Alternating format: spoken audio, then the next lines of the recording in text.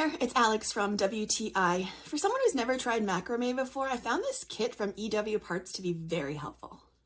I've been wanting to try macrame as I love all things crafty, so when I came across this kit, it looked like it had everything I'd need to get started. And sure enough, it did. I was really impressed with the quality of the cord, and there was a decent supply of wood beads. You can definitely make at least 3 projects with this kit, depending on the size of project that you want to make. Like for instance, smaller projects, you can make quite a few more, but if you wanted to just make a couple plant holders, yeah, you could probably make 2. Personally, I was more interested in making wall decor and keychains over the plant holders. The instructions included both in print and online were really helpful, and I found that once you got the hang of learning the different knots, it was actually quite relaxing. I like this kit because it gives you a great first impression or introduction into macrame.